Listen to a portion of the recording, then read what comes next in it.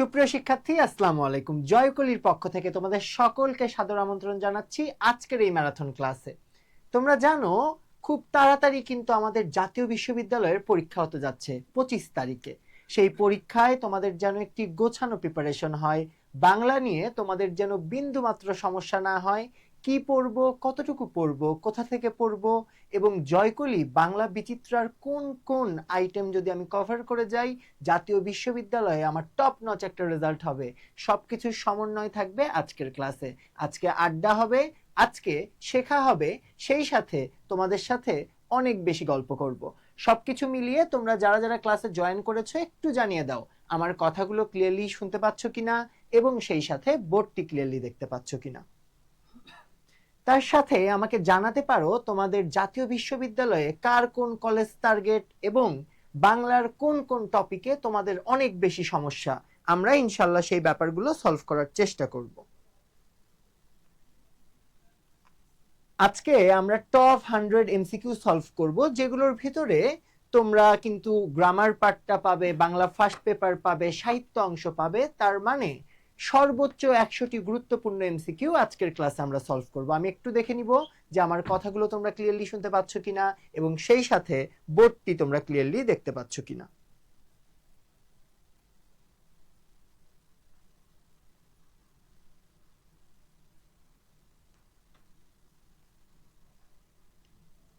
আশা করি সবকিছু ক্লিয়ার এবং সেই সাথে তোমার বন্ধু বা বান্ধবীকে তুমি মেনশন করে দিতে পারো। আমরা যখন শেয়ার করব কিংবা আমরা যখন আমাদের ফ্রেন্ডকে মেনশন করব তখন কিন্তু আমরা একসাথে শিখব, আমাদের সফলতাটা একসাথে আসবে ইনশাল্লাহ। একটু কমেন্ট দেখছি। ওয়ালাইকুম আসসালাম, তানজিনকে দেখছি, পিমনকে দেখছি, এনামুলকে দেখছি, সানিকে দেখছি, সবাইকে ওয়ালাইকুম সালাম। সেই সাথে আবারও বলে নেই আজকে আমরা কি করব, আজকে আমরা টপ 100 এমসিকিউ সলভ করব। কথা না বাড়িয়ে চলে যাচ্ছি আজকের প্রথম এমসিকিউ। নিচের কোনটি শুদ্ধ বানান? প্রতি বছর বানান থেকে কিন্তু একটা হিউজ প্রশ্ন দেখা যায়। বানানের ক্ষেত্রে আমাদের অনেক কিছু মনে রাখতে হয়। প্রথমে আমাদের কাজ অপশনগুলো চেক করা। শিরোপীরা, শিরোপীরা, শিরোপীরা, শিরোপিয়া পীরা, এই প্রত্যেকটা বানান দ্বারা যেটা বোঝানো হয়েছে, শির মানে কি? শির মানে মাথা এবং পীড়া মানে কি? পীড়া মানে হচ্ছে ব্যথা। পীড়া মানে কি? ব্যথা, বা যেটাকে ইংরেজিতে আমরা বলি পেইন। এই যে শিরোপীড়া কিংবা মাথা ব্যথা, তোমাদের সর্বপ্রথম এটার বানান জানতে হলে জানতে হবে এটা কি, এটা একটা বিসর্গ সন্ধি এবং বিসর্গ সন্ধিতে সব সময় তোমরা এই চিহ্নটি পাবে। যেখানে যেখানে এই চিহ্নটি নেই চলো অপশনে সেগুলো কেটে ফেলি। এখানে নেই সুতরাং এটা হবে না, এটাও হবে না। তাহলে ক নাম্বার এবং গ নাম্বার। পীড়া বানানের পয়ে ঋষি আছে একটাই, দীর্ঘী আছে একবার। আমরা জানি পীড়া বানানটা দীর্ঘী, তার মানে শিরো পীড়া এই বানানটি সঠিক। তাহলে এখানে আমরা কি কনটেক্সট শিখলাম? বিসর্গ সন্ধি যখন আমরা ভাঙবো কিংবা যখন যুক্ত অবস্থায় থাকবে তখন কিন্তু আমরা এই চিহ্নটার দিকে খেয়াল রাখবো যে চিহ্নটা থেকে যাবে, চিহ্নটা ইলিমিনেট হবে না। তার সাথে এই যে পীড়া বানান, কোন বানানে দীর্ঘী, কোন বানানে ঋষি, এই ব্যাপারগুলো কিন্তু আমাদের মনে রাখতে হবে। অনেকগুলো বানান চেঞ্জ হয়ে গেছে। গরু বানান কিন্তু আর নরমাল গরু নেই, গয়কার রয় রুস্যকার হয়ে গেছে। ঠিক আছে, তো এভাবে যে বানানগুলো চেঞ্জ হয়েছে এগুলোর দিকে তোমাদের একটু খেয়াল রাখতে হবে। আমি একটু কমেন্ট দেখে আসি কোনো কোশ্চেন আছে কিনা তোমাদের। ওকে, যারা যারা সালাম দিচ্ছ সবাইকে ওয়ালাইকুম আসসালাম। ক্লাসে উপস্থিত সবাই একটু কাইন্ডলি ক্লাসটা শেয়ার করে দিবা, একটু রিয়াক্ট দিবা এবং সেই সাথে কমেন্টে একটু উত্তরগুলো জানিয়ে দিবে। চলে যাচ্ছি পরের কোশ্চেনে। নিচের কোনটি আরবি ভাষার শব্দ? নগদ, চাবি, দারোগা, নামাজ। একটু অ্যান্সার করো, নিচের কোনটি আরবি ভাষার শব্দ? আরবি ভাষার শব্দ কোনটি? নগদ, চাবি, দারোগা নাকি নামাজ? একটু অ্যান্সারের জন্য অপেক্ষা করব, কারণ আমি চাই তোমরা এই জিনিসগুলোতে সেলফ জাজমেন্ট করো যে আমি কতটা পারছি, আমি যতটুকু পড়ছি আমার ইফোর্টটা কাজে লাগছে কিনা বা আমি মনে রাখতে পারছি কিনা। এই ব্যাপারগুলা কিন্তু ইম্পর্টেন্ট। ঠিক আছে,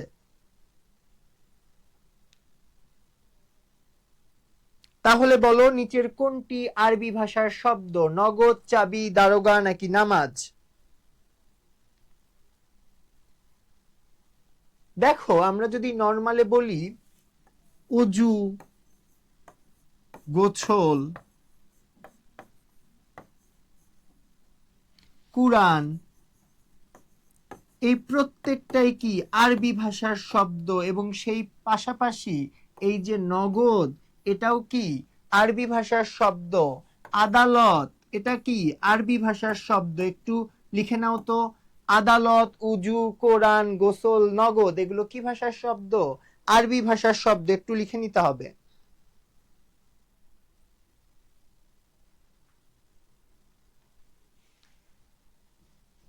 তাহলে আদালত, উজু, কোরআন, গোসল, নগদ এগুলো কি ভাষার শব্দ? আরবি ভাষার শব্দ। এবং যখনই তুমি কোনো ক্লাস করবে তোমার অবশ্যই অবশ্যই খাতা কলম নিয়ে বসতে হবে যাতে তুমি নোট করে ফেলতে পারো, ঠিক আছে?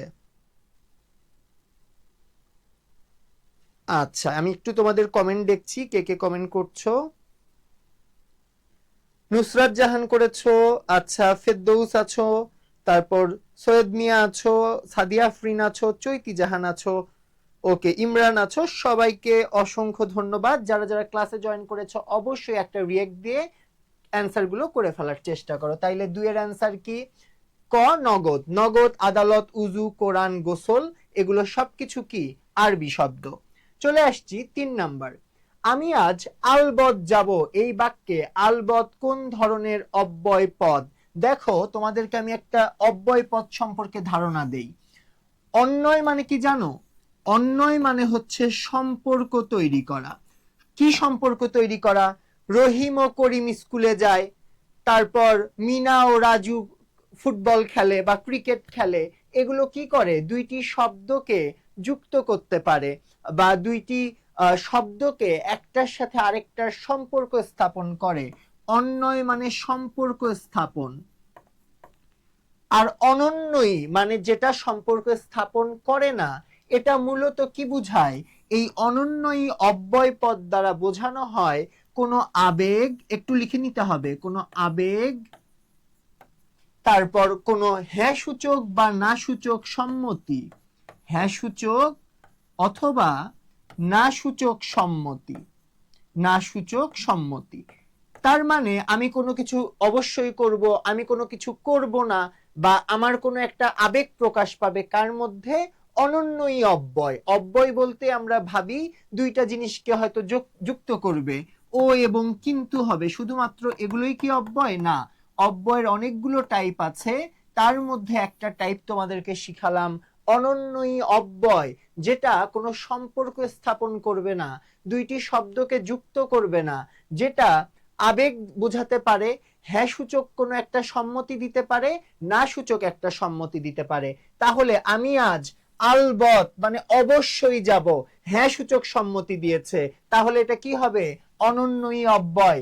3 পর্যন্ত কারো কোনো কোশ্চেন আছে কিনা একটু আমাকে জানাতে হবে। 3 পর্যন্ত যাদের ক্লিয়ার একটু বলে দিতে হবে ক্লিয়ার। আচ্ছা তোমরা যারা যারা ক্লাসে আছো অবশ্যই ক্লাসে একটা করে রিয়েক্ট দিয়ে দিবে, ঠিক আছে? আচ্ছা এরপরে চলে যাই পরের কোশ্চেনে। আগোরা এর পারিভাষিক শব্দ কোনটি? মুদিখানা, পণ্যাগার, পণ্য, মনোরম। এই যে দেখো পারিভাষিক শব্দ, এই জায়গা থেকে প্রচন্ড পরিমাণ কোশ্চেন পরীক্ষায় আসে। এবং এই আগোরা এই নামে কিন্তু বিখ্যাত, অ্যাটলিস্ট বাংলাদেশে বিখ্যাত একটা শপ আছে যেটি অনলাইন শপ। এই আগোরা অর্থ পণ্যাগার, মানে যেখানে পণ্য কি করা হয়? জমা করে রাখা হয় বা পণ্য যেখানে সংরক্ষণ করা হয়। তাহলে আগোরার পারিভাষিক শব্দ কি? পণ্যাগার। একটু লিখে নাও। 4-এর অ্যান্সার কি? বি। অলরাইট চলে যাচ্ছি 5-এ। বিদ্রোহী কবিতায় কবি সব ভেঙে কি করার কথা বলেছেন? স্বেচ্ছায় কাটতে চেয়েছেন, ধ্বংস করতে চেয়েছেন, চুরমার করতে চেয়েছেন, নাকি জোড়া লাগাতে চেয়েছেন? বিদ্রোহী কবিতায় আমরা দেখতে পাই সেখানে কাজী নজরুল ইসলাম কোনো কিছুর সাথে কম্প্রোমাইজ করতে চায় না। সে চায় না তার মাথা নিচু করে বাঁচতে, সে সবকিছুতে কি করতে চায়? বিজয় লাভ করতে চায়। তার আত্মার যেই শক্তি, তার যেই আত্মবিশ্বাস, তার যেই নিজের প্রতি বিশ্বাস, সবকিছুর সমন্বয়ে সে সবকিছু ভেঙে চুরে চুরমার করে দিতে চায়। তাহলে একটু আমাকে বলেন, বিদ্রোহী কবিতায় সব ভেঙে কি করার কথা বলেছেন? অ্যান্সার করে ফেলবেন ঝটপট।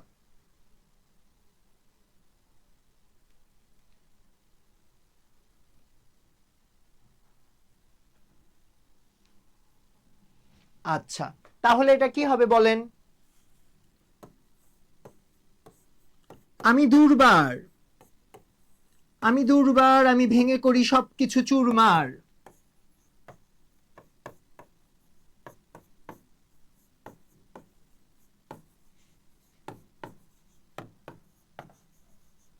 তাহলে কি হবে বলেন? চুরমার করা। তাহলে অ্যান্সার কি? 5-এর অ্যান্সার গ নাম্বারটা। আই হোপ বুঝতে পেরেছেন। এছাড়া আমাদের কিন্তু জয়কলি বাংলা বিচিত্রার, আপনারা দেখতে পাচ্ছেন বাংলা বিচিত্রা, ইংলিশ বিচিত্রা, জয়কলি জিকে এবং সেই সাথে মানবিকের জন্য কিন্তু মডেল টেস্টের কোশ্চেন আছে, তারপর আমাদের মানবিকের রিটেনের কোশ্চেন আছে। তো অবশ্যই আপনাদের জুনিয়র যারা আছে বা আপনারা যারা আছেন ফার্দার প্রিপারেশন নেবেন, সেকেন্ড টাইম দিবেন, তারা কিন্তু এই বইগুলো ফলো করতে পারেন।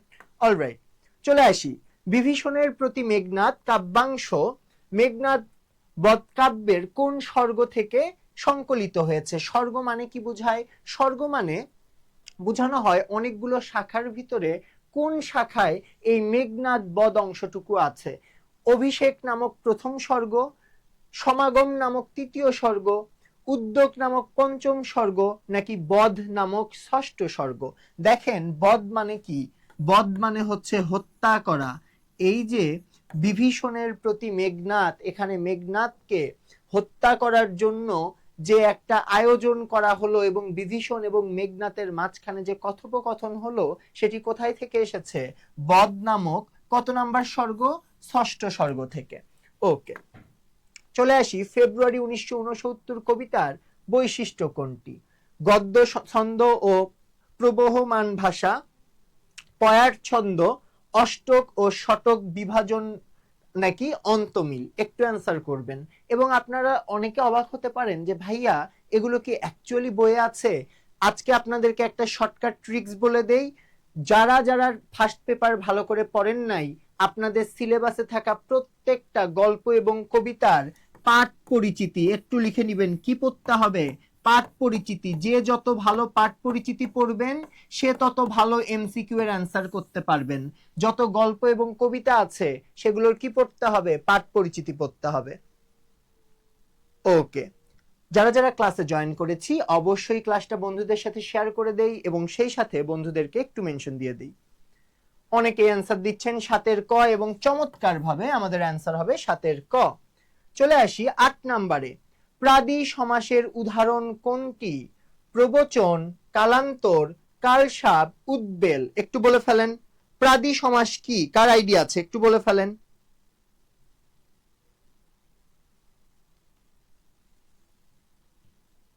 দেখেন, প্রাদি সমাস সমাস খুবই সহজ। প্র, পরা, অনু এগুলো দিয়ে যদি কোনো একটি সমাস শুরু হয়, এটা একেবারে প্রাথমিক একটা লক্ষণ। তাহলে এগুলোর ভিতরে আমরা দেখতে পাচ্ছি প্র, কা, কা, উ। তাহলে এগুলোর ভিতর আমার প্রাদি সমাস হওয়ার একেবারে বেসিক একটা বিষয় হচ্ছে এগুলো দিয়ে শুরু হতে হবে। তাহলে এটা আমার হয়ে যাবে প্রবচন। এবং এই সমাসের ব্যাপারগুলো আপনাদের খুব ভালো করে পড়তে হবে। যারা একেবারেই সমাসের কিচ্ছু পারেন না, তারা কিন্তু বাংলা বিচিত্রা থেকে বিগত বছরের কোশ্চেনগুলো অন্তত 2 থেকে 3 বার রিডিং করতে পারেন। চলে আসেন, নবাব সিরাজউদ্দৌলার হত্যাকারী কে? নবাব সিরাজউদ্দৌলাকে হত্যাকারী ব্যক্তির নাম মোহাম্মদী বেগ। এবং এই মোহাম্মদী বেগ কি করেছিলেন? তিনি মীর জাফরের ছেলে, মীর জাফরের ছেলে মিরনের আদেশে, কার আদেশে? মিরনের আদেশে নবাব সিরাজউদ্দৌলাকে হত্যা করে। এবং এই মোহাম্মদী বেগের পরিচয় কি? এই মোহাম্মদী বেগকে নবাব সিরাজউদ্দৌলা যার কাছ থেকে ক্ষমতা পেয়েছেন, আলী বদ্দি খা, তার নানা এই মোহাম্মদী বেগকে কি করেছিল? নিজের কাছে রেখেছিল, রাস্তা থেকে কুড়িয়ে এনে তাকে মানুষ করেছে, তাকে আশ্রয় দিয়েছে, তাকে সুন্দর একটা জীবন দিয়েছে, বিশ্বাসঘাতকতা করে মোহাম্মদী বেগ মীর জাফরের সন্তান মীর মিরনের আদেশে নবাব সিরাজউদ্দৌলাকে হত্যা করেছে। ঠিক আছে, কাছের মানুষ সবসময় বেশি দুঃখ দেয়, বেদনা দেয়, এটি পৃথিবীর নিয়ম। চলে আসেন 10 নাম্বার। সোনার তরী কবিতার অধিকাংশ পংক্তি কত মাত্রার পূর্ণ পর্বে বিন্যস্ত? 6+7, 8+5, 5+8, 7+6। অ্যান্সার করে ফেলবেন ঝটপট। আমি একটু কমেন্ট পড়বো যে আপনারা কারা কারা ইন্টারঅ্যাক্ট করছেন, এবং কোনো বিষয় যদি আপনাদের কাছে কঠিন মনে হয় অবশ্যই অবশ্যই কিন্তু আমাদেরকে জানাতে হবে। ওকে, তাহলে অ্যান্সার কি হবে? সোনার তরী কবিতার অধিকাংশ পংক্তি কত মাত্রার পূর্ণ পর্বে বিন্যস্ত? প্রত্যেকটা লেখক কিছু নির্দিষ্ট নিয়ম ফলো করে তাদের কবিতাকে সংজ্ঞায়িত করে, সজ্জিত করে, সেই ব্যাপারটাই এখানে আপনাদের কাছে জানতে চাওয়া হয়েছে।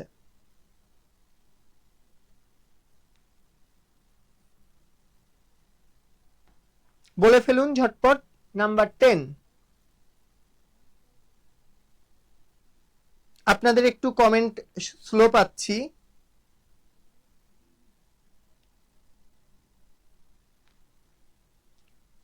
কত? 8+5। ওকে, রেইনকোট কবিতায়, এটা মেইনলি গল্প, ঠিক আছে। রেইনকোট কিসের প্রতীক? এই রেইনকোটটা কিসের প্রতীক? সাহস ও দেশপ্রেম, প্রতিবিম্ব, প্রতিচ্ছবি, রক্ষণশীলতা। দেখেন, রেইনকোট কি শুধুমাত্র বৃষ্টির পানি থেকে নুরুল হুদাকে বাঁচিয়েছিল? শুধুমাত্রই কি বৃষ্টির পানি থেকে তাকে রক্ষা করেছিল? না, এই রেইনকোট পরে একজন ভীতু মানুষ দেশপ্রেম বুঝতে পেরেছিল। পাকিস্তানি মিলিটারির সাথে সে চোখে চোখ রেখে বিভিন্ন সময় তাদের মোকাবেলা করার একটি চেষ্টা করেছে, এবং পরিশেষে দেখা গেছে এই রেইনকোট পরিহিত নুরুল আমিন তার শালার মতোই, তার শালা মিন্টু যেমন মুক্তিযোদ্ধা ছিল, ঠিক তেমনি তার শালার মতো সেও কিন্তু মুক্তি বাহিনীদেরকে বিভিন্ন কাজে সহায়তা করেছে। ঠিক আছে, তাহলে এই রেইনকোট গল্পে, এটা কবিতা না, গল্পে রেইনকোট কিসের প্রতীক? সাহস ও দেশপ্রেমের প্রতীক। আই হোপ বুঝতে পেরেছেন। চলে আসি 12 নম্বরে। সপ্তাহ শব্দটি কোন সমাস সাধিত? সপ্ত অহের সমাহার। অহ মানে কি জানেন আপনারা? অহ মানে হচ্ছে দিন, তার মানে বুঝিয়েছে 7 দিনের সমাহার। তাহলে প্রথমে যদি সংখ্যা থাকে, তারপর যদি বিশেষ্য পদ থাকে, সেটাকে আমরা কি সমাস বলি? বলে ফেলেন। প্রথমে সংখ্যা, তারপর বিশেষ্য পদ, প্রাদি, দ্বিগু, নিত্য, অব্যয়ীভাব। আমি একটু আপনাদের অ্যান্সারের অপেক্ষায় আছি, একটু অ্যান্সার করে ফেলতে হবে। নাম্বার 12।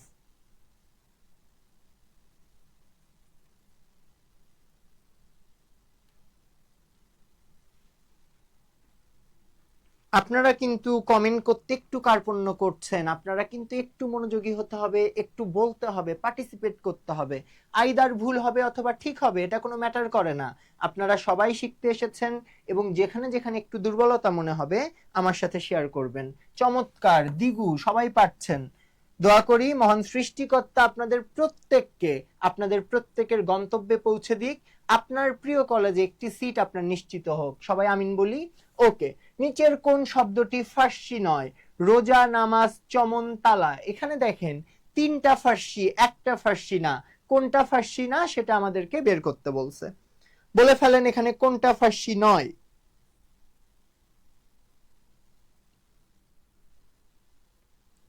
রোজা, নামাজ, চমন নাকি তালা? নাম্বার 13।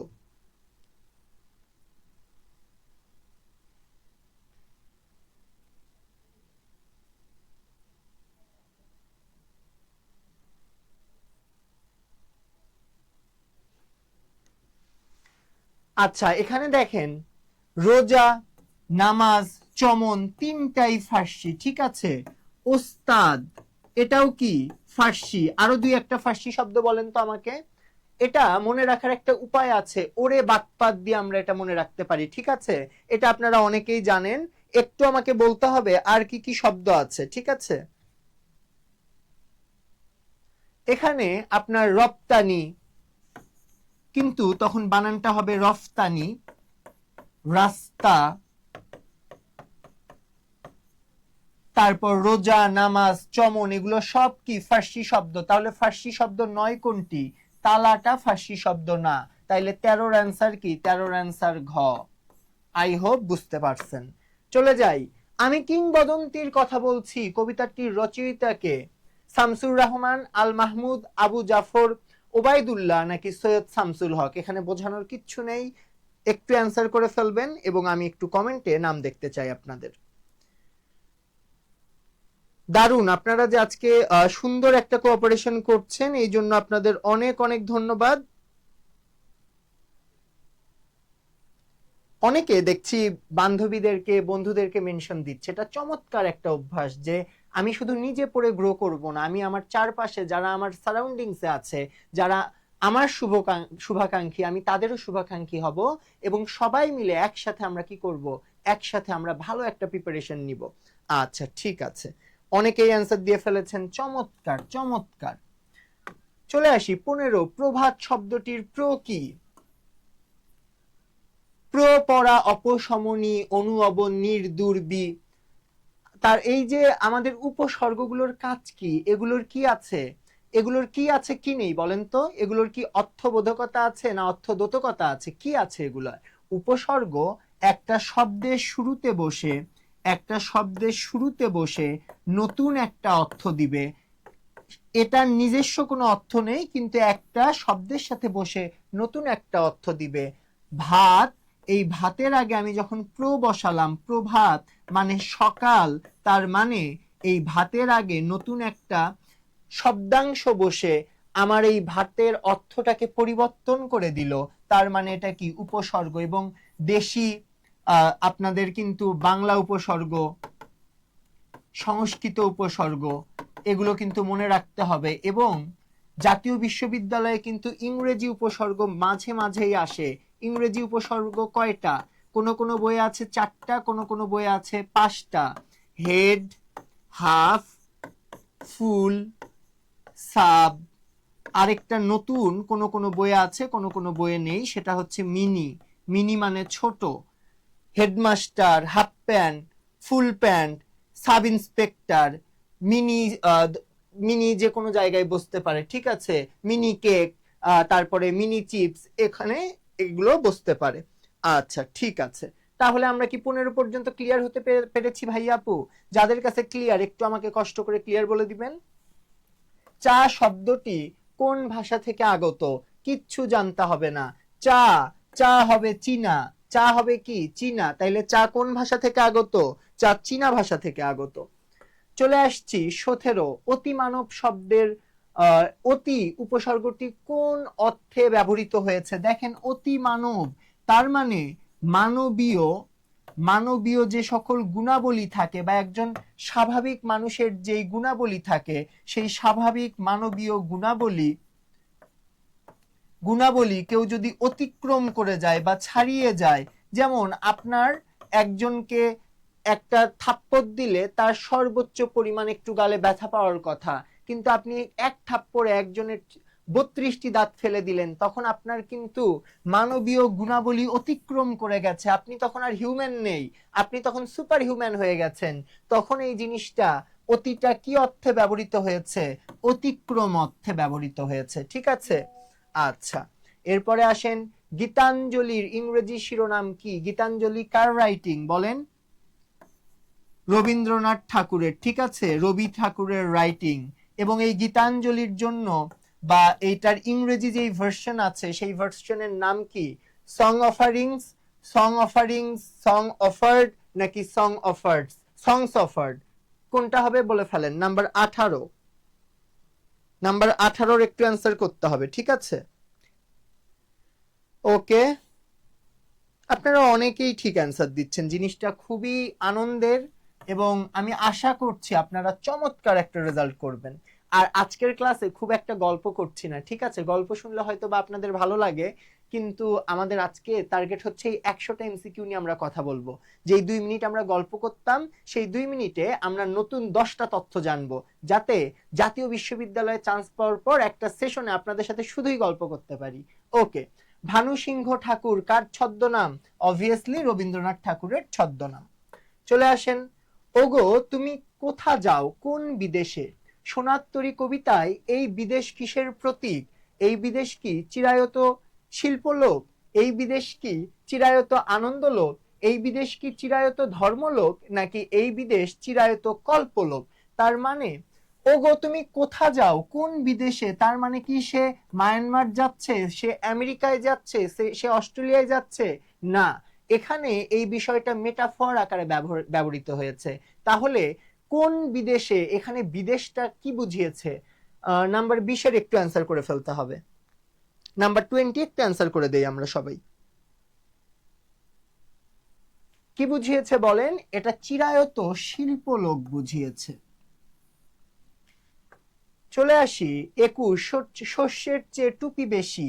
অর্থাৎ যখন সমাজে মানুষ লেবাসধারী হয়ে যায়, আমরা মন থেকে ধর্মকে পালন না করলেও মানুষকে দেখানোর জন্য পাঞ্জাবি টুপি পরে বের হই, কিংবা পাঞ্জাবি টুপি পরে আমরা ধর্ম পালন না করে বিভিন্ন অন্যায়ের সাথে লিপ্ত হই, তখন এই টাইপের শব্দগুলো, বাগধারাগুলো ব্যবহৃত হয়। শস্যের চেয়ে টুপি বেশি, তার মানে ধর্মীয় গোঁড়ামির প্রকটতা। গোঁড়ামি বলতে কি? একগুঁয়ে হওয়া বা বিভিন্ন কুসংস্কারে বিশ্বাস করা। তাহলে শস্যের চেয়ে টুপি বেশি দ্বারা বোঝানো হয়েছে ধর্মীয় গোঁড়ামির প্রকটতা। প্রকটতা মানে কি? আধিক্য, মানে হচ্ছে আধিক্য। আমার লেখা কি বোঝা যায় নাকি আমার লেখা পচা? আপনারা কিন্তু এটা জানাতে পারেন।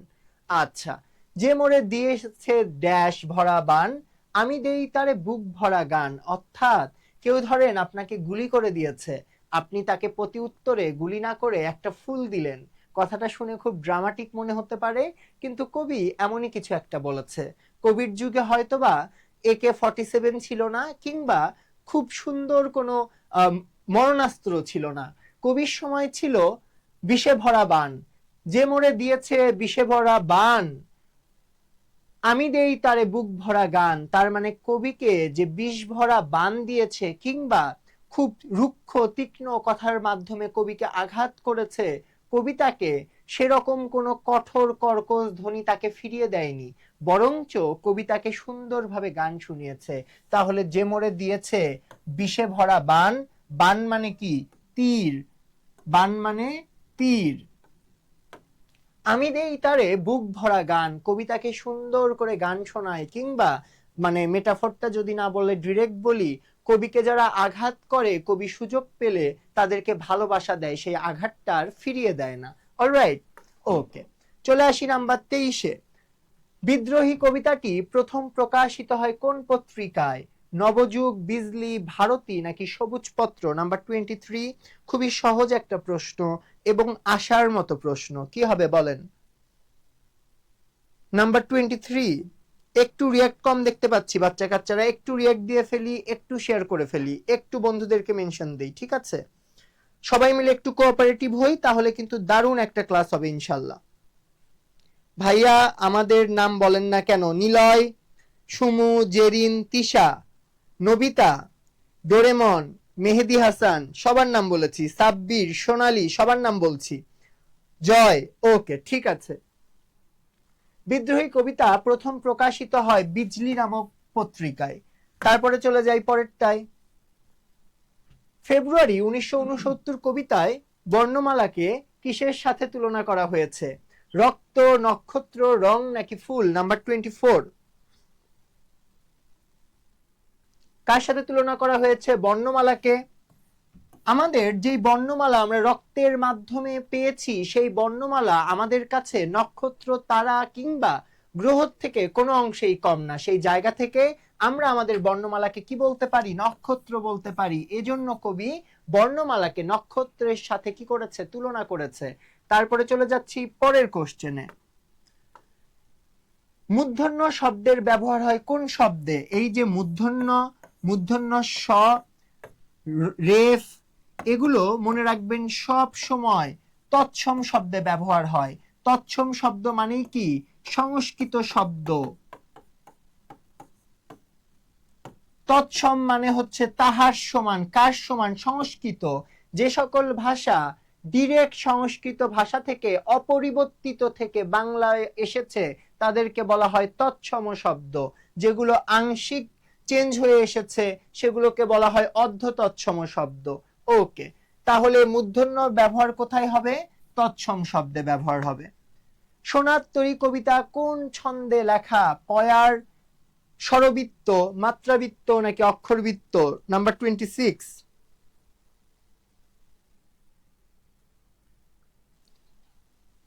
ওকে, নূর আছে আমাদের সাথে, তারপর তাসাবা আছে, সঞ্জু আছে, জয় আছে, নীলা আছে, প্রিয়াঙ্কা আছে, বৃষ্টি আছে, রুমান আছে, তারপর আফরা আছে, ওকে, সুভাষ আছে, হৃদয় আছে, চয়ন আছে, এনামুল আছে। প্রত্যেকের নাম এত চমৎকার, এত ইউনিক, কি আর বলবো। মনে হচ্ছে সবার নাম পড়ি, বাট মাঝে মাঝে পড়বো। সোনার তরী কবিতাটি মাত্রাবৃত্ত ছন্দে রচিত। চলে আসি দেশি শব্দ কোনটি। দেখেন, দেশি শব্দ মানে প্রাচীন কাল থেকে এদেশের আদিবাসীরা যে সকল শব্দ ব্যবহার করত তাদেরকে কি বলা হয়? দেশি শব্দ। কুলা, চুলা, তারপর এই যে ডাব, ডাগর, এগুলো সব কি? দেশি শব্দ। তাহলে এই ডাবটা কি? দেশি শব্দ, যেগুলো প্রাচীন কাল থেকেই এই দেশের বিভিন্ন আদিবাসীরা তাদের কথায় ব্যবহার করত, সেগুলোকে বলা হয় দেশি শব্দ। অগ্নিবীণা কাব্যটি কত সালে প্রকাশিত হয়? 1920, 21, 1922 নাকি 1923? এবং আজকের ক্লাস অবশ্যই যারা যারা করছেন খুব ভালো করে করেন, এই ক্লাস থেকে আপনারা ভালো পরিমাণ হুবহু কমন পাবেন ইনশাআল্লাহ। হ্যাঁ নূর, আপনার নাম অনেকবার বলেছি। তারপরে চলে আসেন নাম্বার 28। অগ্নিবীণা কাব্যটি কত সালে প্রকাশিত হয়? 1922 সালে প্রকাশিত হয়। অ্যাটলাস শব্দের অর্থ কি? সংঘ, ভূচিত্রাবলী, অক্ষ নাকি এলাকা? অ্যাটলাস, অ্যাটলাস মানে কি বলেন?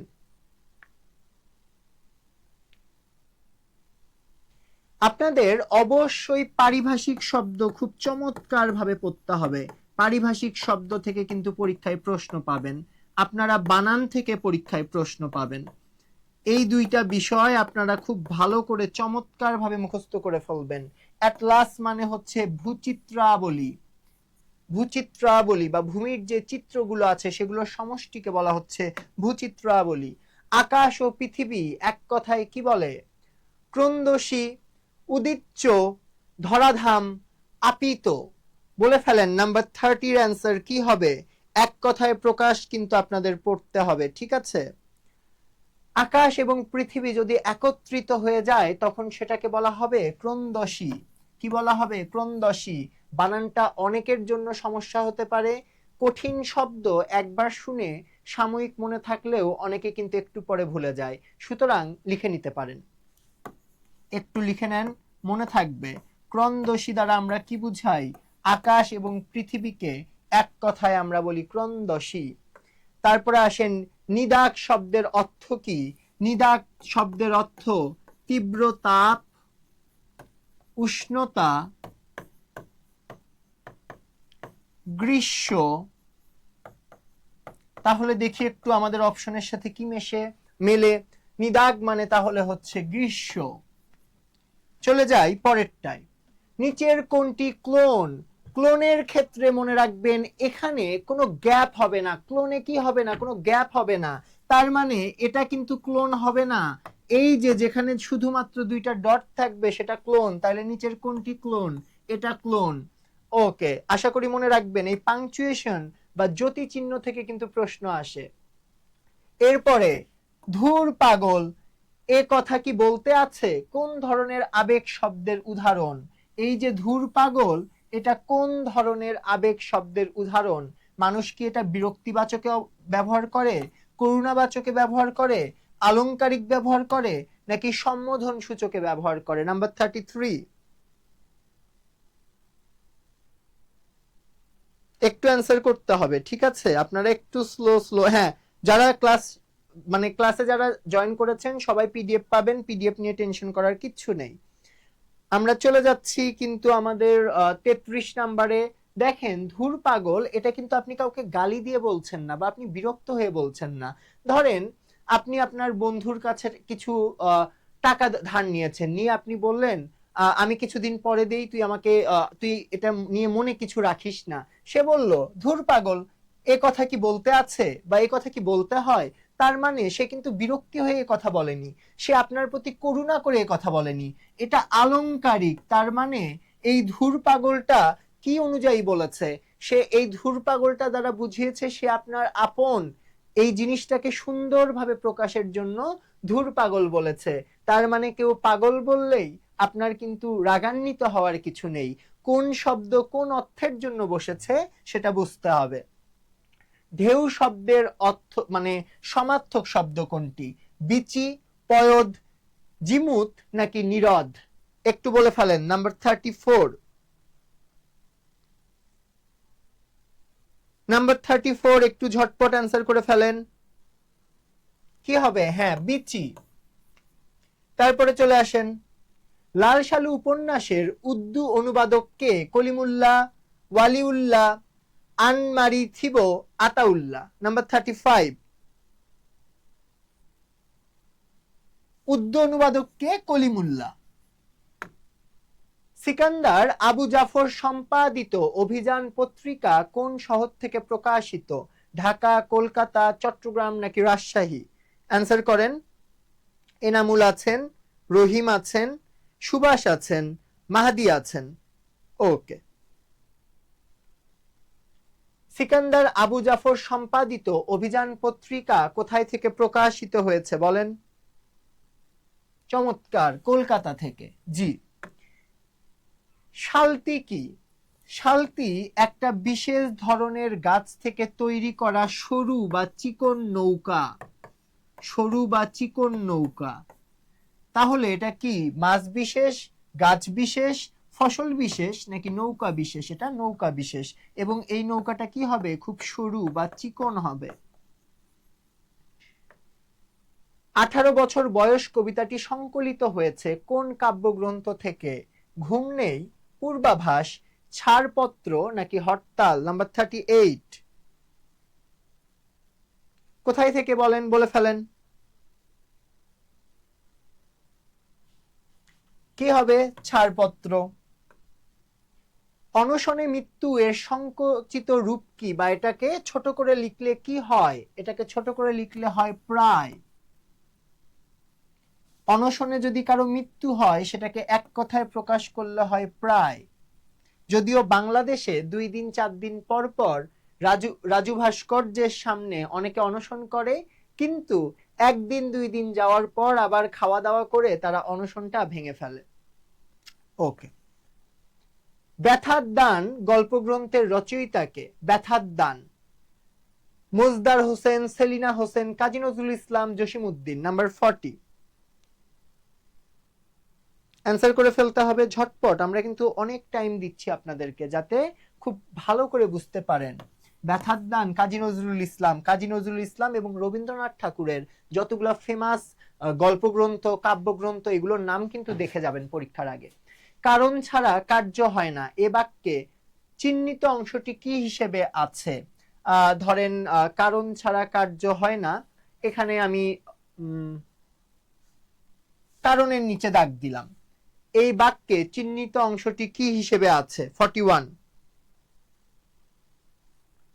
আচ্ছা, আমি একটু এটা দাঁড়ান, এটা আপনারা ইয়া করেন, ছাড়ার নিচে দাগ ধরে নেন। কারণ ছাড়া কার্য হয় না, এটা কি সর্বনাম, ক্রিয়া, অনুসর্গ নাকি যোজক? অপশন দেখে চেঞ্জ করে দিলাম আর কি, কারণের সাথে যাচ্ছিল না দেখে চেঞ্জ করে দিলাম।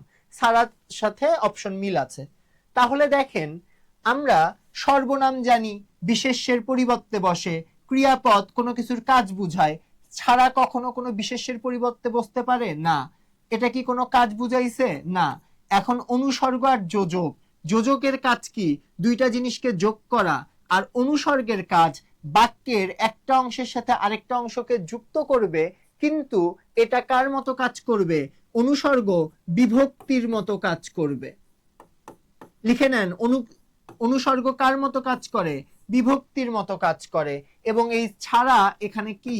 অনুসর্গ।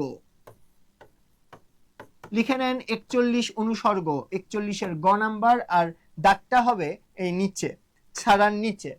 নোটা বেনি, আগে আমরা এনবি তে মনে মনে ভাবতাম এটা হয়তো নোট, কিন্তু এনবি মানে বিশেষ দ্রষ্টব্যতে বোঝানো হয়, প্রচারপত্র না, আদায় না, খণ্ডকাল না, এটা হচ্ছে লক্ষণীয় বা বিশেষ দ্রষ্টব্য। তাহারেই পরে মনে কবিতাটি প্রথম কোন পত্রিকায় প্রকাশিত হয়? ইত্তেফাক, মাসিক মোহাম্মদী, মাসিক মদিনা, সুরঝংকার। একটু অ্যান্সার করে ফেলেন, কি হবে? মাসিক মোহাম্মদী। নিজের ভালো সবাই বোঝে, এখানে ভালো শব্দটি কোন পদের অন্তর্ভুক্ত? এই ভালোটা কি? আমরা বেশিরভাগ ক্ষেত্রে জানি ভালো শুনলেই আমাদের মনে হয় বিশেষণ, বাট বিশেষণটা কখন হবে? যখন এই ভালোটা কোনো বিশেষ্য পদের আগে বসবে। যেমন আমার আছে হচ্ছে ছেলে, তার আগে বসলো ভালো, তখন কি হচ্ছে? এই ছেলেটার দোষ, গুণ, অবস্থা, সংখ্যা, পরিমাণ বুঝাচ্ছে এই ভালো, এই জন্য এই ভালোটা এখানে হচ্ছে বিশেষণ। কিন্তু নিজের ভালো সবাই বোঝে, এখানে এই ভালোটা কোনো বিশেষ্য পদের আগে বসে নাই, এই জন্য এই ভালো এখানে নিজেই কি? বিশেষ্য, সর্বনাম, ক্রিয়া নাকি বিশেষণ? 44 এর অ্যান্সার দেন, আমি তারপর ব্যাখ্যা দিয়ে দিব। নিজের ভালো সবাই বোঝে, এখানে ভালোটা কোন পদের অন্তর্ভুক্ত? দেখেন এই ভালোটা এখানে হচ্ছে বিশেষ্য, এবং এখানে ভালোর আশেপাশে যেহেতু কোনো বিশেষ্য পদ নেই, এটাকে আমরা এই জন্য বলতেছি গুণবাচক বিশেষ্য। কি বিশেষ্য? গুণবাচক বিশেষ্য। আর যদি কোনো একটা বিশেষ্য পদের আগে বসে সেটা সম্পর্কে দোষ, গুণ, অবস্থা, সংখ্যা, পরিমাণ বুঝাইতো, তাহলে ভালোকে বলতাম বিশেষণ। 44 পর্যন্ত ক্লিয়ার কিনা বলেন? 44 পর্যন্ত কি আপনাদের বুঝাইতে পারছি? আশা করি পারছি। আচ্ছা, যখনই তালবস্য থাকে, প্রমিত উচ্চারণে গিয়ে আমার কি হয়? দন্তস্ব হয়, তার মানে এটাও কাটা, এটাও কাটা, এই দুইটার ভিতরে কোনটা হবে? তার মানে প্রমিত বানানে তালবস্য এর নিচে যখন আপনার রফলা থাকে, সেই বানানটা আমার দন্তস্ব হয়ে যায়, এরকম হবে। এখন আমাকে বলেন যে খ হবে না ঘ হবে? নাম্বার 45, দুঃখিত, নাম্বার 45 বলে ফেলেন। বটা কি হয়ে যাবে? ওকার হয়ে যাবে, এবং নটা মূর্ধন্যটা কি হয়ে যাবে? দন্তন্য হবে, নিচে হসন্ত হবে। তাহলে আমার অ্যান্সার কোনটা? কখনোই প্রমিত বানানে মূর্ধন্য স বসবে না, তাহলে অ্যান্সার খ নাম্বার। চলে আসি গয়ে। শরৎচন্দ্র চট্টোপাধ্যায়ের বিলাসী গল্পটি কোন পত্রিকায় প্রকাশিত হয়? ভারতী, বঙ্গদর্শন, প্রবাসী নাকি পূর্বাশা? একটু অ্যান্সার করেন,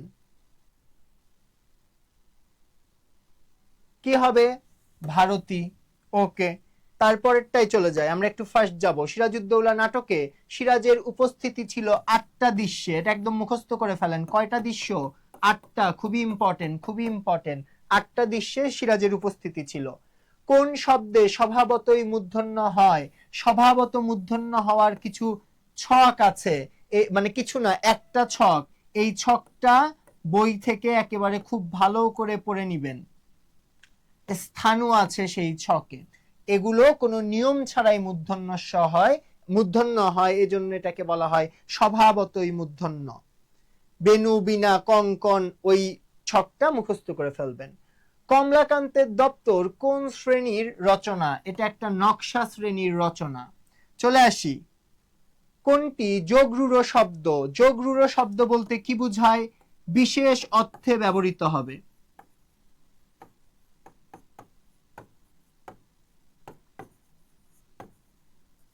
এই যে একটা শব্দ দেখতেছেন পঙ্কজ, মানে হচ্ছে পঙ্কে জন্মে যে।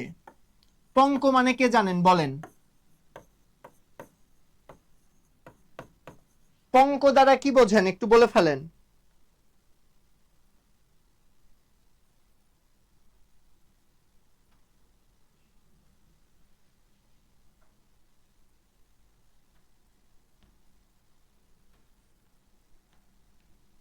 পঙ্কজ মানে কি বোঝেন বলেন?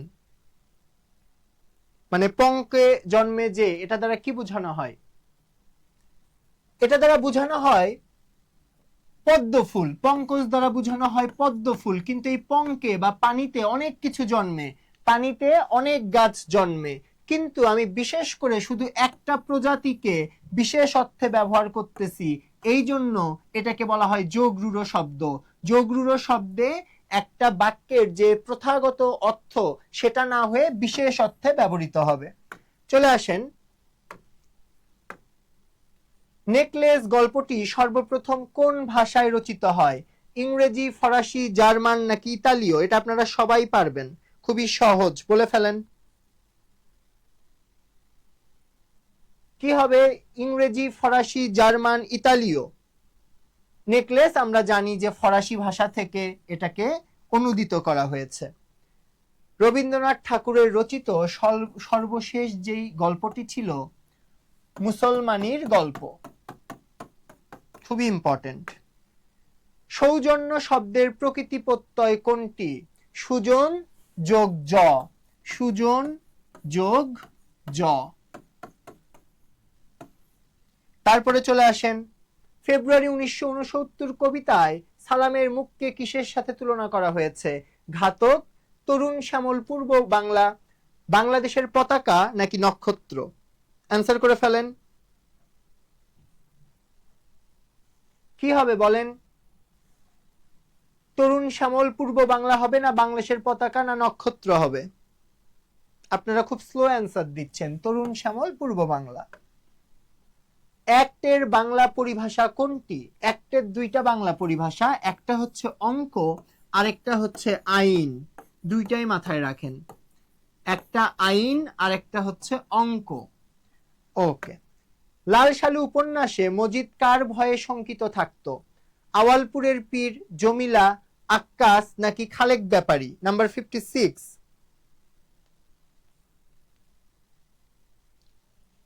যেহেতু লাল সালু উপন্যাসের মজিদ একটা ভুয়া পীর ছিল, আওয়ালপুরের পীরকে সে কি করত? ভয় পেত।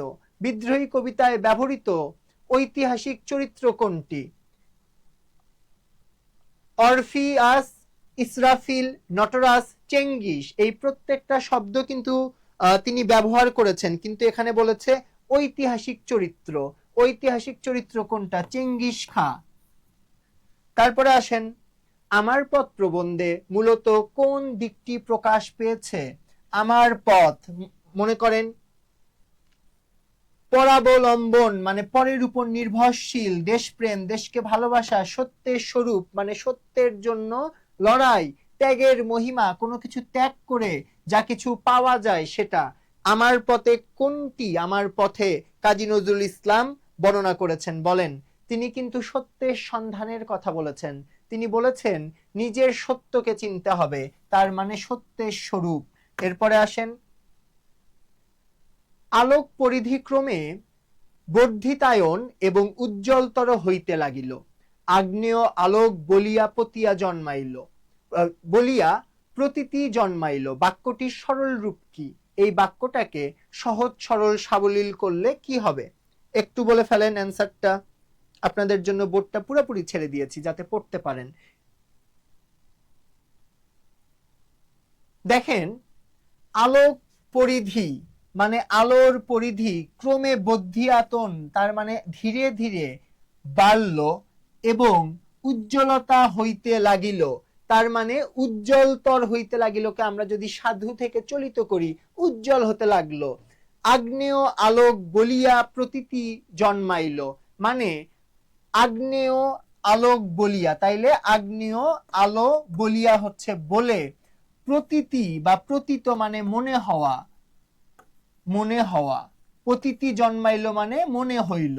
তাহলে দেখেন, আলোক পরিধি ক্রমে বর্ধিয়াতন, তার মানে আলোক পরিধি ধীরে বাড়লো এবং উজ্জ্বল হতে লাগলো, আগ্নেয় আলো বলে মনে হলো। যে কোনো বাক্য পড়ে প্রত্যেকটা ওয়ার্ড বাই ওয়ার্ড সেটাকে আমরা চলিত করে এভাবে কিন্তু বাক্যে সরল রূপ বের করতে পারি। দোজকের ওম গল্পগ্রন্থের রচয়িতাকে? শওকত ওসমান, আনিসুজ্জামান, শওকত আলী নাকি আখতারুজ্জামান ইলিয়াস? নাম্বার 60। বলে ফেলেন নাম্বার 60 কি হবে? অনেকক্ষণ থেকে আপনাদের কমেন্ট দেখছি না, একটু আপনাদের কমেন্টে চলে আসছি, ঠিক আছে? আচ্ছা, আপনারা কি এই পর্যন্ত ক্লিয়ার? যাদের ক্লিয়ার একটু আমাকে বলে দেন তো, একটু রিভিউ দিতে হবে, ঠিক আছে? যারা ক্লাসে নতুন জয়েন করেছেন একটা করে রিয়্যাক্ট, একটা করে কমেন্ট চাই সবার। দোজগের ওম আখতারুজ্জামান ইলিয়াসের লেখা, এগুলো আপনারা জানেন। মীর জাফরের গুপ্তচর, গুপ্তচর মানে যে গোপন খবর দিত, গোপন খবরদাতা বা বার্তাদাতা, কে ছিল? উমর বেগ। মীর জাফরের উমর বেগ। আচ্ছা, দাত না দাতা। এরপরে আসেন, আমরা এক বাক্যে আপনাকেই নেতৃত্ব দিলাম। সিরাজউদ্দৌলা নাটকে উক্তিটি কার? রাজবল্লভ, উমিচাঁদ, জগৎ শেঠ নাকি কৃষ্ণবল্লভ? বলে ফেলেন কার? এই কথাটা কিন্তু রাজবল্লভ বলেছিলেন, ঠিক আছে, যে আমরা এক বাক্যে আপনাকেই নেতৃত্ব দিলাম। লাল সালু উপন্যাসে পরগাছা মুরব্বী কে? কে? ধলামিয়া পরগাছা মুরব্বী। পরগাছা মানে যে অন্যের উপর নির্ভরশীল, নির্ভরশীল। খুব ফাস্ট যাচ্ছি, যেটা ব্যাখ্যা দরকার ব্যাখ্যা দিচ্ছি, যেটা দরকার নেই সেটা স্কিপ করছি, কারণ আমাদের রবীন্দ্রনাথ ঠাকুর একটি কথা বলেছিলেন, সময়ের সমুদ্রে আছি কিন্তু হাতে সময় নেই। আমাদেরও হাতে সময় খুবই অল্প, এই অল্প সময়ে আমাদের দীর্ঘ পথ পাড়ি দিতে হবে। Miles to go before we sleep, miles to go before we sleep. মাত্রাবৃত্ত ছন্দে রচিত কবিতা প্রতিদান। চলে আসি পরেরটায়। ওকে, আপনাদের একটু আমি কমেন্ট দেখার চেষ্টা করব মাঝে মাঝে। ভাষা কি? ভাষা উচ্চারণের প্রতীক না, ভাষা কণ্ঠের উচ্চারণ না, ধ্বনির সমষ্টি হলেই ভাষা হবে? কুকুরও তো অনেক ধ্বনি বের করে, এটা কি ভাষা? না, ভাব প্রকাশের মাধ্যম। ভাষা দিয়ে যদি ভাব প্রকাশ করা যায় তখনই সেটা ভাষা হবে। অন্তরে যাদের এত গোলামির ভাব, তারা বাহিরের গোলামি থেকে রেহাই পাবে কি করে? আমার পথ প্রবন্ধের এই উক্তিটিতে বাহিরের গোলামি বলতে কি বোঝানো হয়েছে? আত্মনির্ভরতা, নিজের প্রতি নির্ভরতা, নিষ্ক্রিয়তা, কিছু না করা, দুর্বলতা, নিজেকে খুবই কম শক্তিশালী মনে করা, পরাধীনতা, অন্যকে প্রভু মনে করা। নাম্বার 66 কি হবে বলেন? নাম্বার 66 কি হবে? পরাধীনতা। ওকে, তারপরে আসেন 1969 মানে ফেব্রুয়ারি 1969 কবিতায় নক্ষত্রের মতো কি ঝরে? অবিনাশী বর্ণমালা ঝরে। আর যদি প্রশ্ন আসে বর্ণমালাকে কিসের সাথে তুলনা করা হয়েছে, উত্তর হবে নক্ষত্র, একটু আগে দেখিয়েছি। প্রতিদান কবিতায় কেমন রজনী জাগার কথা বলা হয়েছে? রজনী মানে রাত। দুঃখের দীঘল শঙ্কার নাকি শীতের? 68 কি হবে বলেন? দীঘল রজনী জাগার কথা বলা হয়েছে, সুদীর্ঘ বিশাল রজনী, যে রাতে সে কষ্ট পাবে। আবুল ফজলের মতে মানব কল্যাণ কথাটি মানব অপমানে পরিণত হয়েছে নিচের কোনটির মাধ্যমে? সামাজিক সংস্থার বাণিজ্যকরণ, তারপর সেবাধর্মী সংস্থার সংখ্যা বৃদ্ধি, কল্যাণের নামে অকল্যাণ, অস্তিত্ববাদের প্রকাশ। বলে ফেলেন। আমাদের পৃথিবীতে এত বেশি সেবাধর্মী সংস্থা বেড়ে গেছে, এটা মানে মানব অপমানে বা মানুষকে অপমান করার জন্য যথেষ্ট। বারেক শব্দটি গঠিত হয়েছে কোন প্রক্রিয়ায়? সমাস, প্রত্যয়, উপসর্গ নাকি সন্ধি? বলে ফেলেন। বারেক শব্দ, দেখেন সমাস কি করে? অনেকগুলা পদকে এক পদে রূপান্তর করে। উপসর্গ নতুন একটা বিষয় নিয়ে আসে। আর বারেক, এখানে বারেক কি হয়েছে? দুইটা ধ্বনি, পৃথক পৃথক দুইটা ধ্বনি একত্রিত হয়ে এক ধ্বনিতে রূপান্তরিত হয়েছে, তার মানে এখানে সন্ধি যোগে গঠিত হয়েছে।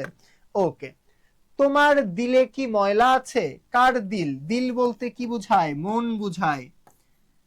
দুদু মিয়া, মতলুব খা, তাহেরের বাপ, আক্কাস। 71। আমরা কিন্তু দেখতে দেখতে 70% শেষ করে ফেলেছি। এই 70টাতে আপনাদের কারো কোনো কোশ্চেন আছে কিনা আমাকে বলতে হবে। এই তোমার দিলে কি ময়লা আছে, এটা তাহেরের বাবাকে উদ্দেশ্য করে বলা হয়। আমি কিংবদন্তির কথা বলছি কবিতায় সূর্যকে হৃৎপিণ্ডে ধরে রাখা বলতে হৃদয়ে সূর্যের কি ধরনের ধারণ বোঝানো হয়েছে? আলো, উত্তাপ, শক্তি নাকি সামর্থ্য? অনেকে শক্তি আর সামর্থ্যতে একটু কনফিউজ হন, আপনারা অ্যান্সার করার ট্রাই করেন, আমি বলে দিচ্ছি। সূর্যকে আমরা বিশ্বের শক্তির আধার বলি, বা সূর্য বিশ্বের সবকিছুকে শক্তি প্রদান করে, তাই সূর্যকে হৃৎপিণ্ডে ধরে রাখা দ্বারা শক্তির কথাই কিন্তু বোঝানো হয়েছে। চলে আসেন, বিলাসী নামকরণের পেছনে নিম্নের কোন বিষয়টি প্রাধান্য পেয়েছে? আমাদের কেন্দ্রীয় চরিত্রের নাম ছিল বিলাসী, তাই এটার নামও হয়ে গেছে বিলাসী। 18 বছর বয়স বাঁচে ড্যাশ শূন্যস্থানে কি হবে? এটার অ্যান্সার বলার আগে বলে দেই, এমসিকিউ গুলো শেষ করার পর আমি কিন্তু টপ নচ একটা প্ল্যান দিব কিভাবে আপনারা শেষ সময়ে দারুণভাবে পড়াশোনা কমপ্লিট করবেন এবং রিভিশন দিবেন। তাই অবশ্যই অবশ্যই ফ্রেন্ডদেরকে বলেন যাতে এখনই না চলে যায়, একটু সময় দেয়, আর 10 মিনিট সময় চাই। 18 বছর বয়স বাঁচে কিসে? শপথের কোলাহলে, লক্ষ দীর্ঘশ্বাসে, দুর্যোগে আর ঝড়ে, অসহ্য যন্ত্রণায়। 74 কি হবে বলেন? তারা কিন্তু বিভিন্ন দুর্যোগ এবং ঝড় তাদের বুক দিয়ে বয়ে যায়। ওকে, ইয়ার্ড স্টিক এর বাংলা পরিভাষা কি? মানদণ্ড, রাজদণ্ড, গজকাঠি নাকি চাবিকাঠি? অ্যান্সার করেন। ইয়ার্ড স্টিক মানে হচ্ছে মানদণ্ড, স্ট্যান্ডার্ড। ওকে, বাংলাদেশ যে আপনার কাছ থেকে অনেক কিছু আশা করে, 52 দিনগুলি রচনায় শেখ মুজিবুর রহমানকে উদ্দেশ্য করে এই কথা কে বলেছিল? দেখেন, এই প্রশ্নটা এবারের বাস্তবতায় আসা তুলনামূলক একটু ইম্পসিবল ব্যাপার, তাও মনে রাখেন সিভিল সার্জন এই কথাটা বলেছিল। এভাবে মৃত্যুবরণ করে কি লাভ হবে? উক্তিটি কার? এই কোশ্চেনও খুব একটা গুরুত্বপূর্ণ না, স্কিপ করছি। স্তূপীকৃত বিমল কুসুমাদ দাম প্রথিত মালার ন্যায় সে ধবল ফ্যানরেখা হেমকান্ত সৈকতে ন্যস্ত হইয়াছে। বাক্যটির সরল রূপ একটা আমি দেখাইছি, এটা একটু আপনারা করার চেষ্টা করবেন কি?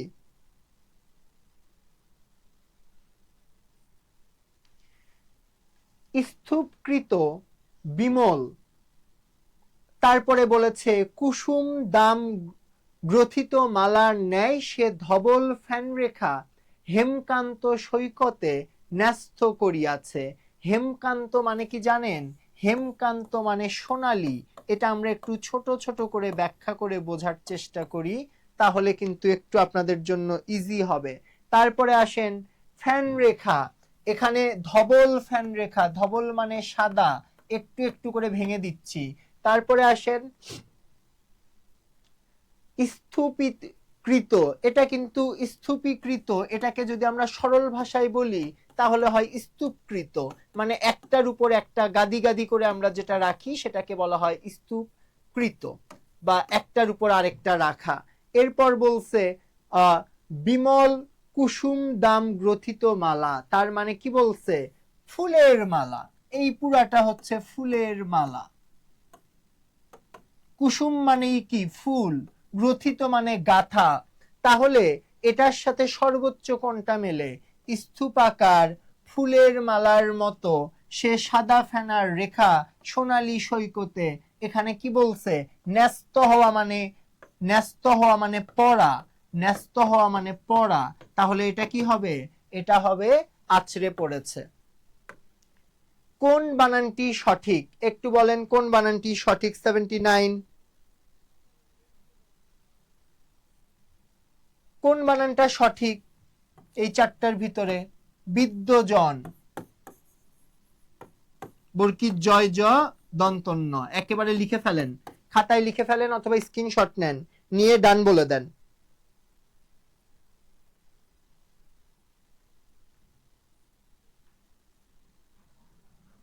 ওকে, রিয়্যাক্ট খুবই কম পাচ্ছি। এতক্ষণ থেকে ক্লাস নিচ্ছি, এত চমৎকার চমৎকার এমসিকিউ সাজিয়ে নিয়ে এসেছি, আপনাদের কিন্তু একটু হেল্প লাগবে, ঠিক আছে? ওকে, তাহলে বলেন এই পর্যন্ত ক্লিয়ার? 79 যাই। তাহার এই পরে মনে কবিতায় কোন দিকটি পাঠকের অন্তর ছুঁয়ে গেছে? কোন দিক? সুললিত ছন্দ, এত সুন্দর সুন্দর ছন্দ ছিল যা পাঠককে কি করে? অনেক বেশি উদ্বিগ্ন করে তোলে। একজন মানুষ তার ভালোবাসার মানুষের শূন্যতার কারণে বসন্তকে বরণ করে নিচ্ছে না। সে তার ভালোবাসার মানুষকে এতটাই ভালোবাসে যে তার জীবনে রিক্ততা ছেয়ে গেছে, সে আর নতুন করে বসন্তকে বন্দনা করছে না, বসন্তের সেই সুমধুর ঘ্রাণ তার নাকে যাচ্ছে না, সে পাখিদের গান শুনছে না, কিংবা দক্ষিণা বাতাস তার মনকে ছুঁয়ে যাচ্ছে না। এত সুন্দর ছন্দকে আমরা কি বলছি? সুললিত ছন্দ। চলে আসি 81 নাম্বার। কাজী নজরুল ইসলামের মতে আত্মনির্ভরতা আসে কার মাধ্যমে? যখন আপনি নিজের আত্মাকে চিনবেন, যখন আপনি নিজের কনফিডেন্স বাড়াবেন, তখন কিন্তু আপনার ভয় কাজ করবে না। তখন আপনি নির্দ্বিধায় বলতে পারবেন আপনার মা বাবাকে, আমি যাচ্ছি ভালো একটা পরীক্ষা দিয়ে জাতীয় বিশ্ববিদ্যালয়ের ভালো একটা সিট নিয়ে আসব। আর আপনার যদি নিজের কনফিডেন্স না থাকে, তখন আপনি বলবেন দেখি সিট কোথায় পড়ে, আশেপাশের কেউ দেখায় কিনা, তখন কিন্তু আপনি ভালো করতে পারবেন না। সুতরাং কনফিডেন্ট থাকতে হবে। দুর্যোগে হাল ঠিক মতো রাখা ভার। এই হাল শব্দের অর্থ কি? হাল মানে হচ্ছে নিজের অবস্থা বা দশাটাকে ঠিক রাখা। তাহলে দুর্যোগে হাল তার মানে দশা ঠিক মতো রাখা ভার। লিটারেল শব্দের বাংলা পরিভাষা কি? আক্ষরিক, বৈধ, সাহিত্যিক নাকি যৌক্তিক? বলে ফেলেন কি হবে? লিটারেল, লিটারেসি তার মানে কি? অক্ষর, লিটারেসি মানে অক্ষর জ্ঞান, তাহলে লিটারাল কি হবে? আক্ষরিক, আক্ষরিক। সোনার কবিতায় বর্ণনাকৃত ঘটনাগুলো কখনকার? সকাল, রাত, বিকাল নাকি সন্ধ্যা? অ্যান্সার করে ফেলেন। আপনারা একটু স্লো যাচ্ছেন, আমি তারপরেও চাচ্ছি যে আপনারা একটু দ্রুত অ্যান্সার করেন। সকালের। বাংলাদেশের সাথে বা সঙ্গে সম্পৃক্ত রবীন্দ্র রচনা কোনটি? মুকুট, বলাকা, চোখের বালি নাকি ছিন্নপত্র? বলে ফেলেন কি হবে? দেখেন, ছিন্নপত্র হচ্ছে এক ধরনের, এটাকে আপনারা বলতে পারেন চিঠি সাহিত্য। চিঠি সাহিত্য কি? রবীন্দ্রনাথ ঠাকুর তার ভাইয়ের মেয়ের কাছে বাংলাদেশের বিভিন্ন অভিজ্ঞতা, সৌন্দর্য এবং বিভিন্ন সমসাময়িক বিষয় নিয়ে পত্র বা চিঠি পাঠাতেন। সেই চিঠিগুলোর সংকলনকে বলা হয় ছিন্নপত্র। এগুলো তিনি বাংলাদেশে থাকা অবস্থায় করেছিলেন, এজন্য বাংলাদেশের সাথে সম্পৃক্ত রবীন্দ্র রচনা হচ্ছে ছিন্নপত্র। সোনার কবিতায় সোনার কিসের প্রতীক? যৌবন, কর্ম, মহাজন, জীবন? বলে ফেলেন কি হবে? 68, সরি 86, উল্টা বলে ফেলছি। 86 কি হবে বলেন? সোনার কবিতায় সোনার কিসের প্রতীক? জীবনের। ওকে। তুমি এত দয়ালু খোদা, তবু তুমি কি কঠিন? উক্তিটি কার? মজিদ, রহিমা, জমিলা নাকি খালেক ব্যাপারী? 87। খুবই গভীর একটা কথা বলা হয়েছে, তুমি এত দয়ালু খোদা, তবুও তুমি কি কঠিন। এটা রহিমা বলেছে। মহান সৃষ্টিকর্তা অনেক দয়ালু, কিন্তু মাঝে মাঝে উনি আমাদের বিভিন্ন কিছু দিয়ে পরীক্ষা করে দেখেন। তখন বান্দারা অনেক সময় হতাশায় এই কথা বলে ওঠে, তুমি এত দয়ালু খোদা, তবুও তুমি কি কঠিন। কলকাতার নাম আলীনগর ঘোষণা করে কে? কলকাতা আক্রমণের পরে সিরাজউদ্দৌলা সেটার নাম আলীনগর ঘোষণা করে তার দাদা আলীবর্দী খাঁয়ের নামে। বাংলা কোন ধ্বনির সংক্ষিপ্ত রূপ নেই? এটা আছে আকার, এটা আছে হ্রস্বইকার, এটা আছে একার, কিন্তু এটার কোনো সংক্ষিপ্ত রূপ নেই। এই জন্য এটাকে বলা হয় নীলিন বর্ণ বা শূন্য বর্ণ। নিচের কোনটি ব্যঞ্জন সন্ধির উদাহরণ? সংবাদ, শুভেচ্ছা, অতীত, প্রত্যেক? 90 নাম্বার। বলে ফেলেন কি হবে? 19 এটা কি হয়ে যায়? ম হয়ে যায় সন্ধি বিচ্ছেদের সময়, মাথায় রাখবেন। সংবাদ। ওকে। নিষেধের বিড়ম্বনা কাল লেখা? আবুল মনসুর আহমেদ, আবুল হুসেন, আবুল হুসেন একটা, হোসেন একটা, আবুল ফজল একটা? 91 কি হবে বলেন? কি হবে? হুসেন, হুসেন, হোসেন না, আবুল হুসেন। নিষেধের বিড়ম্বনা। বেওয়া শব্দের বিপরীত শব্দ? সহদরা, সধবা, বিধবা, কলত্র? 92 বলে ফেলেন কি হবে? সধবা। এই বেওয়া মানে কিন্তু বিধবাকে বোঝানো হয়, ঠিক আছে, যার স্বামী সংসার নেই। তাহলে পরেরটা, অনুজ্ঞাসূচক বাক্য কোনটি? তুমি কি জ্ঞানহারা হয়েছো? এবার তুমি দাঁড়াও, যদি শৈশব ফিরে পেতাম, কি সুন্দর দৃশ্য। 93 কি হবে? 93 কি হবে? অনুজ্ঞাসূচক হচ্ছে এবার তুমি দাঁড়াও, কাউকে আদেশ করছেন, ঠিক আছে। 94 কিসের উপর সমাস নির্ভরশীল? সমস্ত পদ, সমস্যমান পদ, ব্যাস বাক্য, কোনটি নয়। 94 একটু কমেন্ট পড়বো আপনাদের। আচ্ছা, স্লো পড়াবো। করিমা আজাদ, আসলে স্লো পড়াতে চাই, কিন্তু আপনাদের এক গুচ্ছ পড়াশোনা, এত পড়াশোনা স্লো পড়ালে আসলে সময় পাওয়া খুবই কঠিন। আচ্ছা, তাহলে দেখেন, যে কোনো সমাস নির্ণয়ের জন্য প্রথমে আমার কি লাগে? ব্যাস বাক্য বের করা লাগে। তাহলে আমার অ্যান্সার কি হবে? ব্যাস বাক্য। এবার আপনাদেরকে আমি একটা সাজেশন দিব, তারপরে বাকি এমসিকিউ সলভ করাবো। কি সাজেশন জানেন?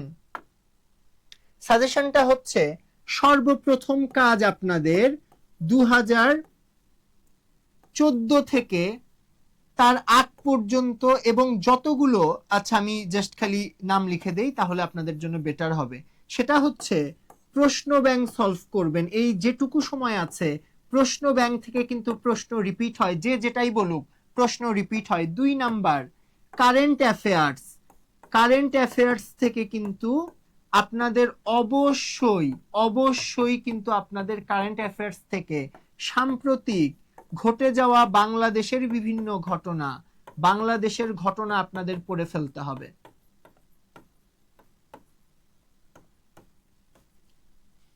3 নাম্বার, কোথাও থেকে যদি কালেক্ট করতে পারেন বিসিএস এর বিগত বছরের প্লাস ঢাবি বিগত 3 বছরের, ঢাবি আর বিসিএস বিগত 3 বছরের যেই প্রশ্ন ব্যাংক আছে বা যেই 3 বছরের প্রশ্ন আছে, এটা সলভ করবেন। 4 নম্বরে আসেন।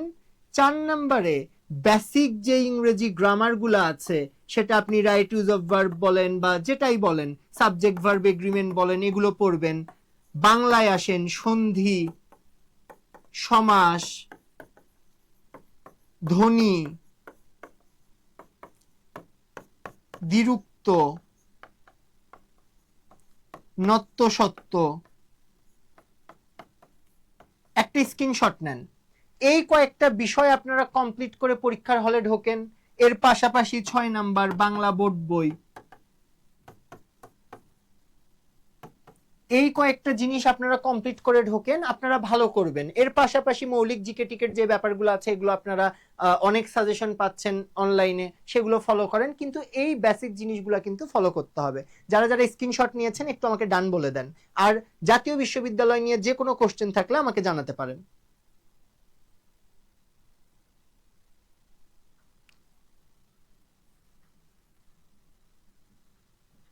আচ্ছা, একটু বলেন তো এই পর্যন্ত ডান কিনা।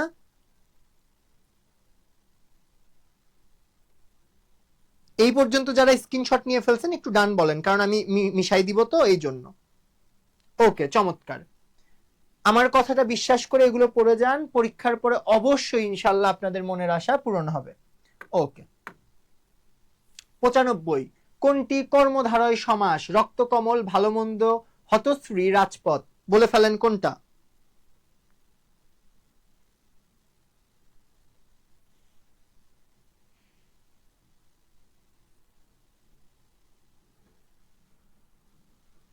বলে ফেলেন কোনটি কর্মধারয় সমাস।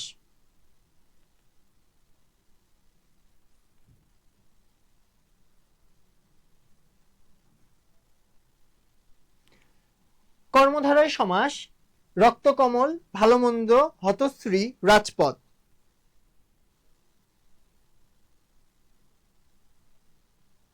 আপনাদের কমেন্ট দেখছি একটু।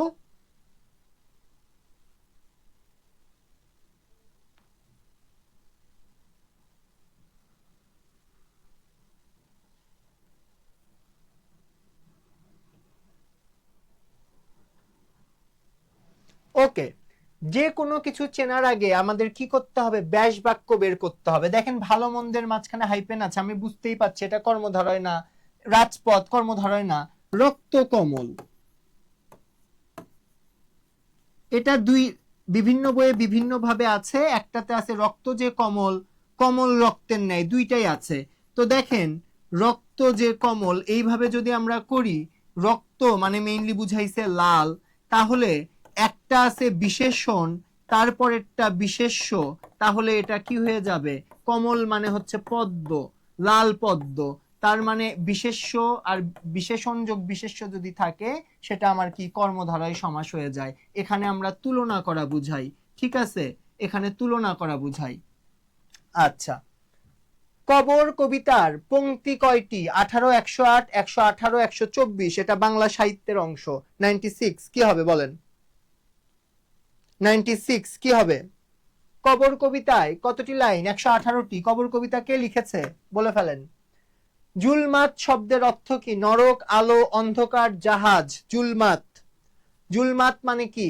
জাহেলি, জাহিলি থেকে জাহিলি, জুলমাত এগুলো একই শব্দ। জাহিলি, জুলমাত একই শব্দ, এগুলো মানে হচ্ছে অন্ধকার। চলে আসেন, 18 বছর বয়স কবিতা কোন ছন্দে লেখা? কোন কবিতা কোন ছন্দে লেখা? এখান থেকে 1 নাম্বার অবশ্যই পাবেন। ওকে, কোন ছন্দ? মাত্রাবৃত্ত। চোখ খোলা রাখা কি অর্থে ব্যবহৃত হয়? এদিকে তাকিয়ে থাকা, ভালোভাবে তাকানো, জেগে থাকা, সতর্ক থাকা। অবভিয়াসলি সতর্ক থাকা। আমাদের আজকের লাস্ট কোশ্চেন, তার আগে একটু শুনে নিব আজকের ক্লাস কি একটু আপনাদের ভালো লেগেছে কিনা, ভালো লাগলে একটু জানাবেন, আর যদি কোনো সমস্যা থাকে সেটাও জানাবেন। আমাদের আজকের লাস্ট কোশ্চেনে চলে আসছি আমরা। ওকে,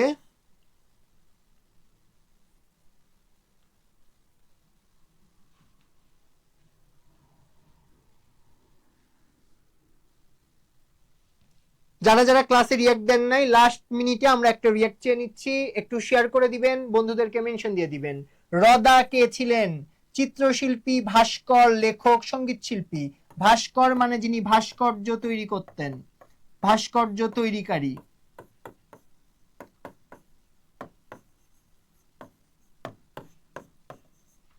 তাহলে বলেন রদা শব্দের, রদা কে ছিলেন? রদা কে ছিলেন? ভাস্কর ছিলেন। জাতীয় বিশ্ববিদ্যালয় নিয়ে কারো কোনো কোশ্চেন থাকলে বলতে পারেন, আপনাদের 2 মিনিট টাইম দিচ্ছি। যে কোনো কোশ্চেন, যে কোনো জিজ্ঞাসা, যে ভাইয়া এটা আসবে কিনা, ওটা আসবে কিনা, বা এটা পারি না, এটা সমস্যা, যদি কোনো সমস্যা থাকে লাস্ট মিনিটে আপনারা বলে ফেলতে পারেন। আপনাদের 2 মিনিট এই কোশ্চেনের অ্যান্সার দেওয়ার ট্রাই করব। সর্বপ্রথম কথা, মহান সৃষ্টিকর্তা আমাদের জন্য একটা রিজেক্ট ফিক্সড করে রেখেছেন। আপনারা পরিশ্রম করছেন, চেষ্টা করছেন, নিজের সর্বোচ্চটা দেন, পরীক্ষায় হলে যাওয়ার 1 সেকেন্ড আগ পর্যন্ত নতুন কিছু জানার চেষ্টা করেন। পরীক্ষার প্যাটার্ন বোঝার জন্য আমাদের জয়কলির যে কোশ্চেন ব্যাংক আছে তার পাশাপাশি যে কোনো জায়গা থেকে আপনারা শেষ সময়ে কোশ্চেন অ্যানালাইসিস করে কি পড়তে হবে, কতদূর পড়তে হবে, এই ব্যাপারে একটা আইডিয়া নেন। যেই ক্লাসগুলো আমাদের পেজে বিগত দিনে হয়েছে সেগুলো যদি না করে থাকেন, কোনো টপিক যদি আপনার দুর্বলতা থাকে, 1.5x বা 2x দিয়ে সেই ভিডিওটা দেখে ফেলুন। সর্বোপরি যতক্ষণ টেবিলে বেশি সময় দিবেন আপনার সম্ভাবনা তত বেড়ে যাবে। আশা করি অবশ্যই অবশ্যই খুব ভালো করবেন, কোশ্চেন একেবারেই হার্ড হবে না। সবার জন্য শুভকামনা জানিয়ে আজকের ক্লাসটি এখানেই শেষ করছি। আসসালামু আলাইকুম।